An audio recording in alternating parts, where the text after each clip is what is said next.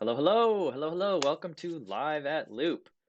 We are live from our basement, our garage, and our very nice looking home office that has a nice speaker behind it. So, I'm David Nichols, I'm CEO of Loupe, joined by Josh Polanski. He's our head of technology and the lead developer here. We've got Mr. David Blackburn, who's our execution lead, and you're watching season 2, Live at Loupe.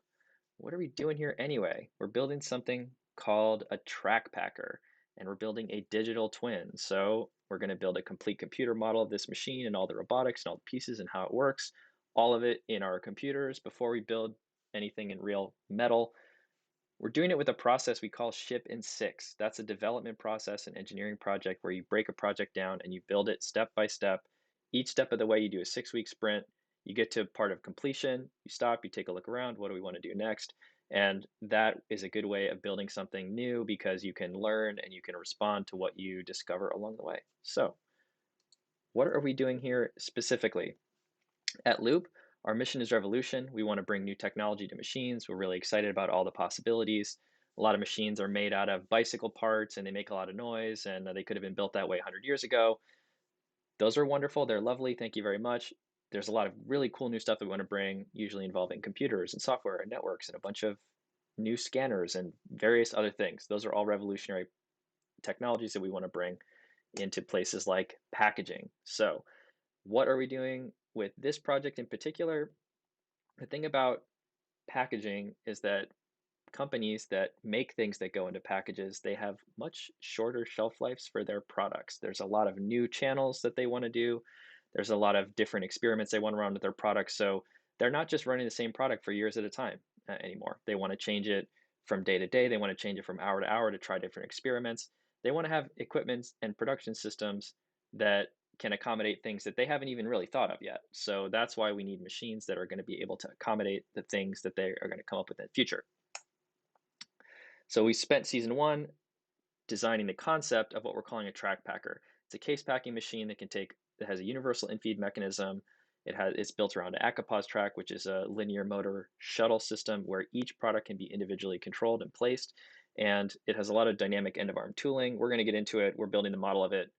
If you want to follow along with that, we have some videos, a 10-minute video on our YouTube about what do we do with the track packer, what's the concept of it. I encourage you to check that out.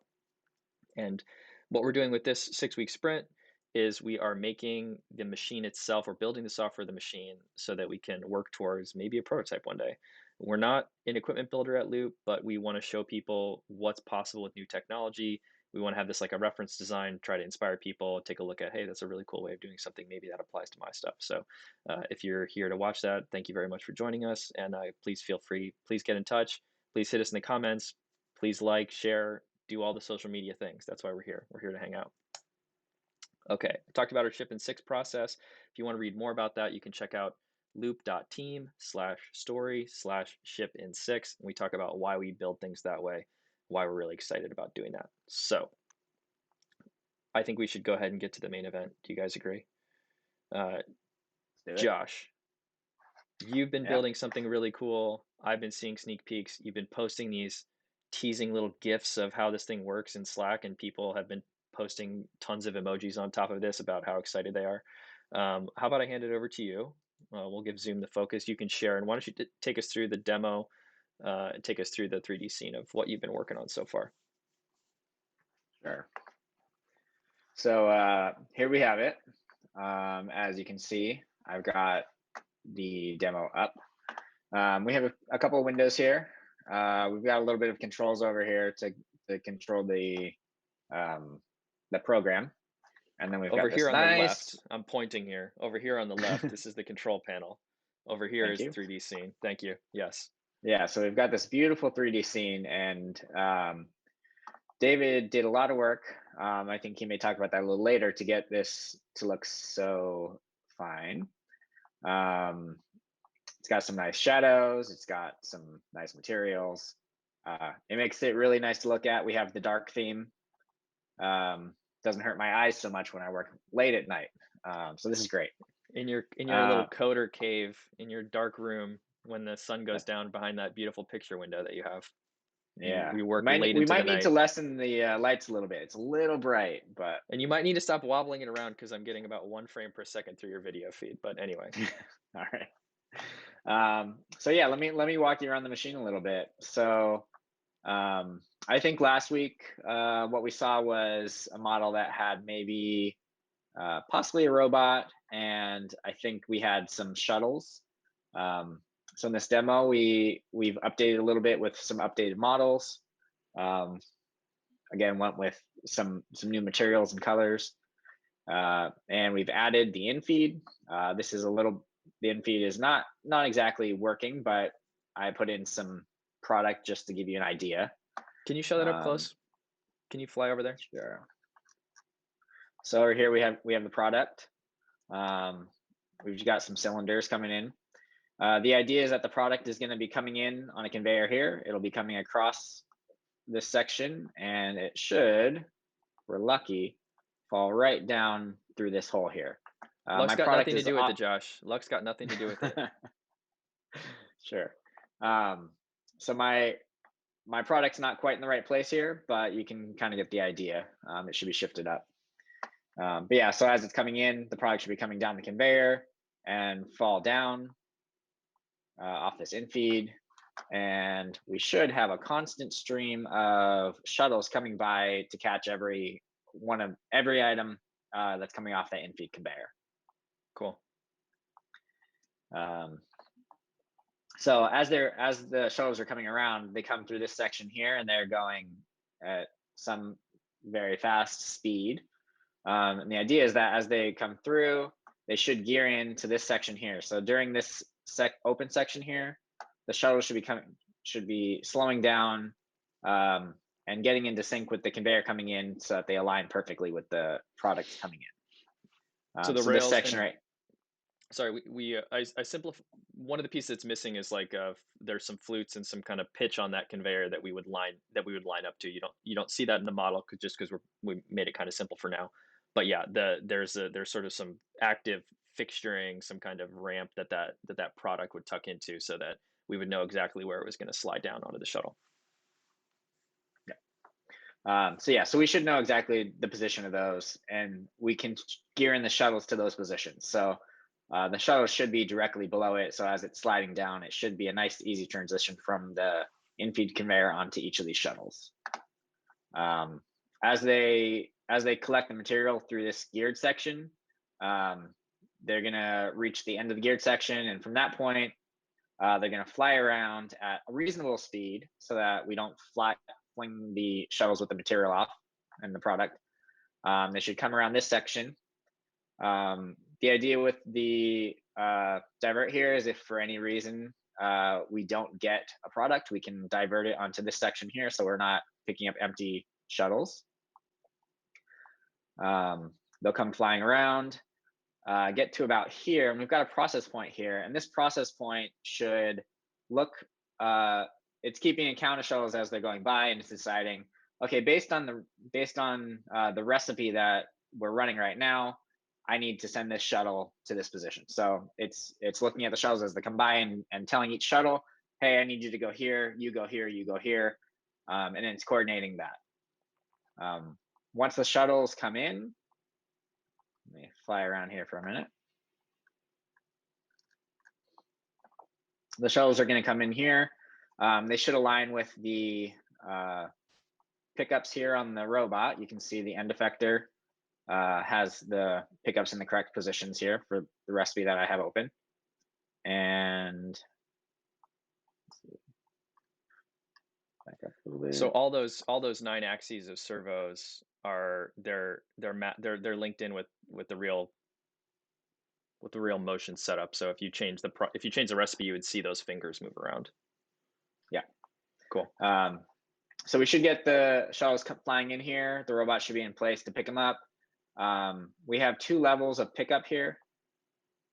So you can see there's sort of one here, so we can get one set here and then pick up another one here and then put the entire set into a box. So as shuttles are flying in, we'll pick up the first set, those will fly out, and then we'll get the next set, and that helps us increase the throughput of the machine. Once a shuttle is complete and picked up, once the product's picked up, the shuttle will fly around as fast as it possibly can through this section over here and get ready to pick up the next product. Cool. So let's see it run. I noticed you have This two will work. dark figures, and you can tell me if this looks familiar like this. We'll get to that later, but Yep, hold on. that looks Let me look at about this right. pose. We have Carl standing there with his hands on his hips.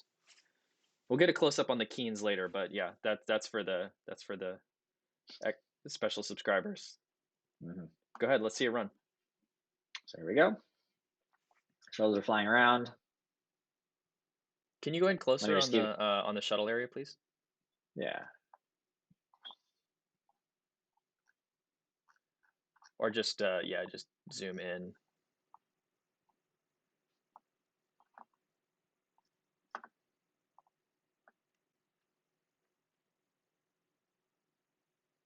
So we can see pick one, pick two, put it in a box. Pick one, Cool. pick two, put it in a box. We can go and update the recipe on the fly. Did you These just push a pickups are button? gonna. I did push a button. Which did Okay, you pushed So that green the button. Okay. yeah. And it may be a little difficult to see at that angle. Let me zoom in a little better here.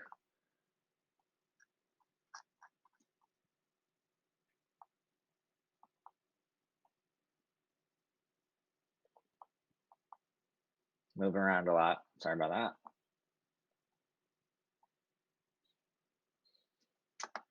There you can see the pattern. So as I go and switch over, we should see it switch. On the pickup, it's an instantaneous switch. We don't have any logic in there to actually move them. So it's pretty quick, but you can see the shuttles rearrange themselves. The end of arm tooling rearrange itself. And Cool. Yep, Now you're doing 4-packs. there you have it. Yeah, that's great. Yep. It looks really cool. Yep. I've been waiting to see So that for a long time.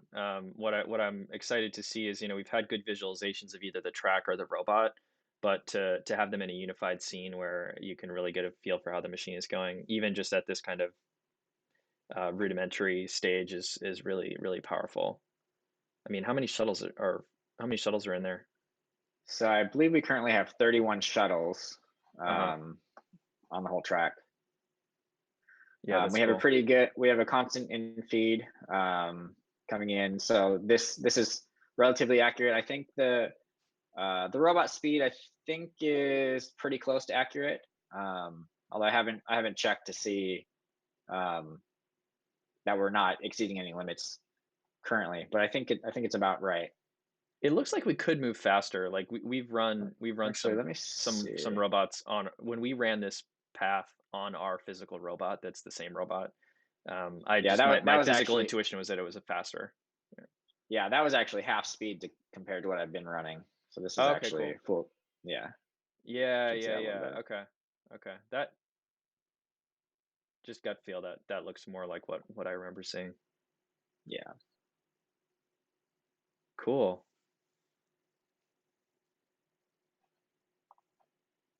Yeah, and there we so have it. just we're kind of implying it, but I'll say it out loud. Like 31 shuttles, we've got 10 other axes of servos on the end effector, and the six or 12, depending on how you want to count them, axes on the robot, just all running on one controller. That's like 50 or 60 axes. That's really really cool. Um, and it sounds like it would be a lot to manage, but I think there's some cool stuff that we'll share later about really how straightforward it is to be managing those things because they're all just in one controller and they can see the data types between them. Yeah. Um, cool. Blackburn, any other thoughts on this or any other things you were curious about watching? No, I think it looks great. Yeah, I'm me too. pretty impressed at how quickly it came together. Yeah, this is the point where we're like, oh, so it's done. And then we end up working for months and months. Um, yeah, I'm excited to see that. And I'm already thinking of new. I've already got some feature requests for you, Josh. Just based on your demo. Sure. Some cameras, some camera locations, and Mhm. some other things would be really awesome. Um, so let's just look at our agenda. It's 10:15. I want to get out by 10:30. So we've looked at this. Why don't we take a few minutes and we'll talk about. I was working on some of the CAD and how do we get these models from the CAD systems into an HMI. And so we had actually basically what I would consider breakthrough. This is something that's like a pretty tricky problem. Um, the 3JS tools and the open source tools are all based on the. It's like there's 3D modeling world, and then there's CAD world, and they're cousins, but they sort of don't know each other. There's like it's like parallel branches, and so it seems like everything should fit together nice, and that hasn't always been the case. But I mean, this week I would say in particular, there's some things that we started experimenting with that I think finally really lived up to our vision of what we wanted. So let me share that. Uh, are you guys able to see this, or I'll just go ahead without. Here's maybe you're watching the live feed. So what you're looking Yep. at here is a Fusion. This is Fusion 360. So we really like to use Fusion 360. It's really flexible. It's really easy to use. It's really inexpensive. It's super capable. I'm a big fan of it. I know it has some function. There's not it's not as fancy as NX or CATIA or just name even SolidWorks or Inventor, like name your high end CAD software. But it's really powerful. It's really been awesome for us to use this. So anyway, Fusion. That's my pitch for Fusion 360. This is the assembly that we've made that I made of the that was based off the renders. If you were watching season one, I made a version of this model that we intended to build into the HMI. So what you're looking at, I called it neutral pose. So if you go into the CAD hierarchy, you can see I've got the track items, I've got the base, I've got the robot, which is a reference to another model. Actually, I think I copied it in here. We've got a shuttle, and we have the conveyance section. So these are all you can imagine them living in a hierarchy if you're familiar with CAD. You're nesting these things together. And what we want to do is we want to take that and we want to get it exported as a 3D model that the world of 3D modeling and video games and open source software will understand.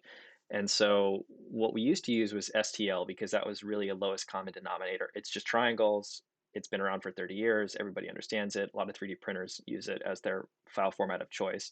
And that was fine, but an STL doesn't have the hierarchy. It doesn't have materials. It doesn't have a lot of that information you want to be able to deal with the scene. So what we were doing was we dump out all these STLs, kind of reassemble them in this kind of convoluted way on the other side. And it worked, but it was kind of labor intensive. So what I'm really excited about this is it has the hierarchy of the robot itself. So for example, here's the robot, the entire robot assembly.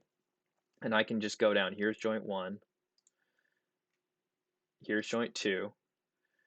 And within those elements, there's like a nested hierarchy. So if I were to move one of these, everything below it would move, just like we want in the scene. And just like we want in the control software, if I say that this joint is at 12 degrees, I want the entire CAD model and the entire scene to reflect that. So how do we get that out of here? Well, since I looked at it last, which was months or maybe a year ago, Fusion 360's FBX exporter, which FBX is a file format, a 3D file format, started working a lot better than it used to. It actually includes all the materials, includes all the hierarchy of the model. And once we made that leap, we can look at it in some of these other 3D modeling programs like Blender. So I can take this is Blender. So I'm switch over to Blender now. Blender is an open source tool. It's free. It's a CAD modeling, rendering. It's one of these space shuttle programs where there's a million buttons and it's super complicated to use. But for basic stuff, you can watch some tutorials and you can put that model that came out of Fusion into Blender.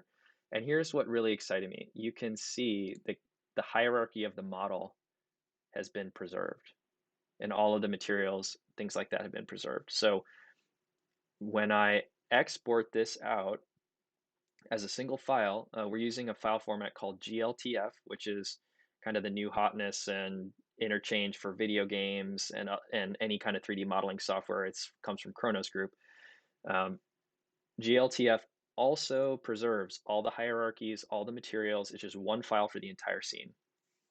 So Josh, when I hand him this file, he can load up the software and he can say, hey, the rotation of joint one at this part in the hierarchy is 12 degrees. And he can be updating that all the time with the information that's coming from the PLC.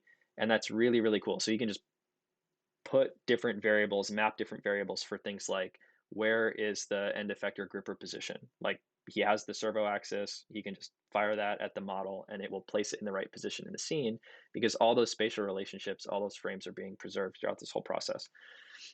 We also have things like here's me. Let me see if I can.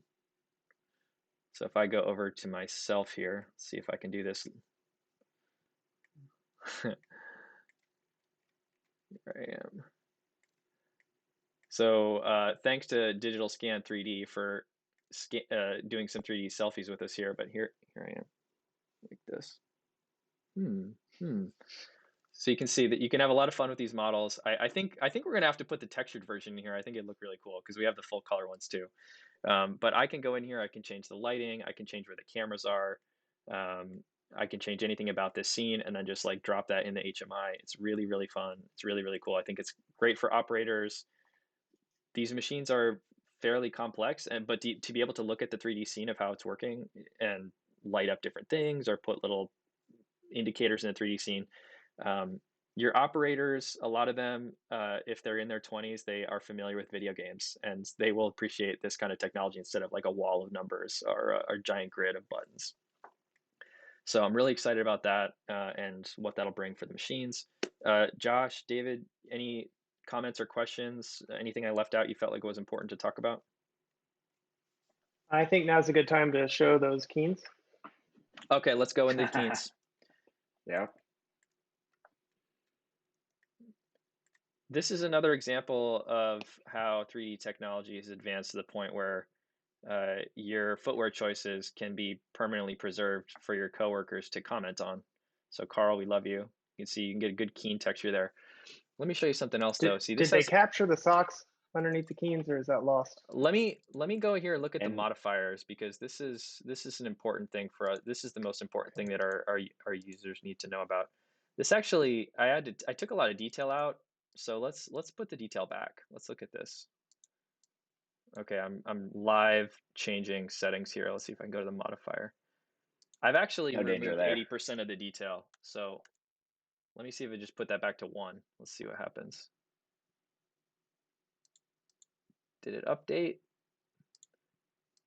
Okay, well the decimate filter was so good I can't tell the difference between decimating and not. Let's see, what if I delete it? No, okay, well, this is as good of a detail as we can get on Carl's keens. I think the color would change, the color change would help if we had some texture. It's hard to tell if there's a sock in there, but if we could see some white maybe through. Okay, I'll work on that for next week, David. Yeah, demo 2. Okay, Yeah. demo 2. Carl just came in on the chat to remind you that he lives in those shoes. He lives in those shoes. Well, obviously, that's right. Let's see. What I also love about this, I mean, the models are fun. This kind of thing is fun to play with. You can see also, I might be able. Okay, this might be getting not safe, but if you look, you can see I might be able to determine what kind of iPhone that I had in my pocket that day, just from this CAD model. So anyway, that's a fun thing to play with, and it's just another example of how all these cool technologies from video games and software is just put it right in the machine because it's really cool. Yeah, and I would comment just how easy it was pulling that model in. I mean, 3GS makes it super easy. Right. All the It's like one line of all code. the loaders.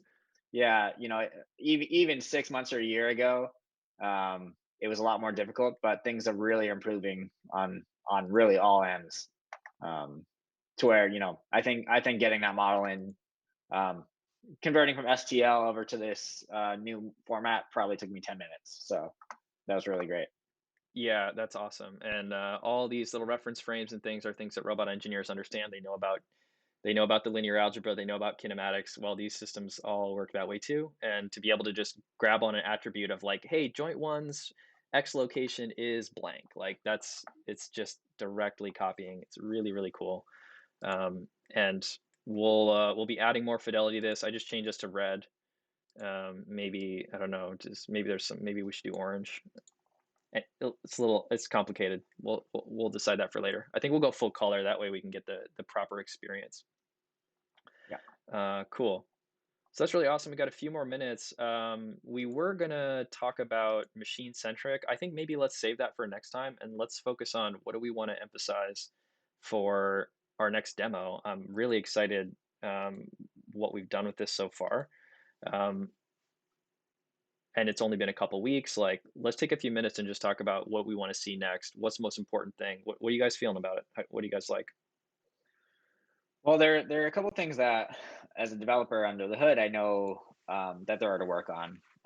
One is that the product isn't really handled yet. Yeah. I faked up the product a little bit. I think some more work on the product infeed and also the alignment of shuttles to the conveyor. Currently, they're not really aligned in space. They are aligned in velocity. Okay. So I think those two things would definitely improve this demo a lot. Yeah, I think so. Yeah, eyes on the prize. The machine is supposed to put packages in.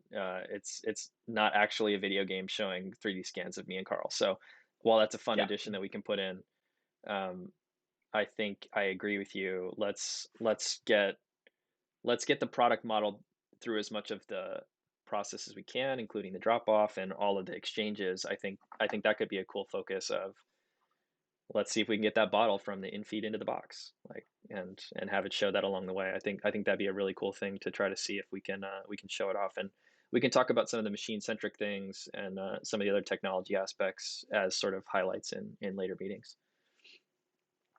Anything else? What do you guys think to add to that? Blackburn, what do you think? Yeah, infeed and outfeed was my thought as well. Okay. Cool. I think go ahead. I could certainly see also, right now we've got nothing on the outfeed. I could see at least putting in some boxes, whether or not they move. Even like a plane or like they just a place, even something representing right the now location, they go out even into a space, rectangle. right? Yeah, Yeah. they just disappear. Like, yeah. I think I agree that'd be cool. Whether we show boxes or not, I'm not that opinionated about that, but showing them on their way would be awesome. I think too, as a feature request, getting and I can do this also in the CAD models. Maybe let's put in some different cameras for kind of here's a specific thing that we can look at. And I appreciate the work that you did on making the 3D scene bigger. I wonder, can we make it even bigger? Like, because really, that's this. There's other than that, there's basically two buttons. So to have that thing be almost like full screen of the 3D scene would be something I would love to see. And those are more quality of life things, polish things. And so when we fit them in, I think obviously the infeed is more important. But if there's work we can do in the meantime that help us show it off, that would be appreciated. I'll work on getting the new camera views in, and maybe that'd be cool too. Use Blender to define the camera views. That'd be really fun. Yeah, and then also just some questions about the fidelity of the pickup. Do we care about actuating fingers? Currently, the positions of the fingers are also just snap to position based on recipe. Yeah. Should I be associating some motors with that, or is that something we care about right now? I think so. Both motors to move yeah. them, and also like should they pinch? I'm okay. Like, I think I think if you mean in terms of grabbing, like actuating the grabber versus the lateral along the rail, like which one did you mean the grip? That was both. Like the question is, do we want to grip, and also do we want to have motors for the lateral movement? I think we should have motors for the lateral I think we should have motors for the lateral movement, because I'd like to see it kind of accordion and do different things. Like, I think that would be valuable. Okay. I don't care as much about the gripping because we're picking up colored perfect cylinders, and I think the details of like exactly how it will grip is going to depend on the product. Like it's enough to imagine that aspect of it, and this kind of like Mhm. centimeter move of a gripper. It could end up being pneumatic, or it could end up being some other concept. So I think I don't mind that it doesn't grip in that sense. Like it should be clear that the product can come in and we're not physically hitting things and intersecting things. But I think with the notion of like there could be clearance if there was some swing here. Like I don't think I need to see that at this stage. That's my opinion. Mhm. Um, but yeah, it would be cool to see it move around and do a little dance. I'll work on my dance moves. Okay. Okay. Cool. Blackburn, anything else you want to get clear on for priority, or you feel like that'll guide us enough for the next couple weeks? I think we have enough, but I've been surprised before with how quickly it goes, so that may happen again. Okay. And if that's the case, then we'll pile in those quality of life features, and we can we'll have our meeting next Tuesday. If you're still watching, thank you for watching. We've been doing 10 a.m. every Tuesday, that specific time. Join us, watch the archive, share the link if you think it's cool. Please put it out there. These are available to watch anytime. And if you saw anything that you thought was really awesome and you want to chat with us or know more, like just call us. We're right here. We're sitting here in our basement. So happy to hear from anybody with their comments or thoughts on what to do with this. Yeah, but I guess we'll wrap it up. Josh, anything to add, or should we bounce? I think I'm good. All right, cool. Thanks a lot, guys. Great week. See you Thank next you. time. Thanks. Bye.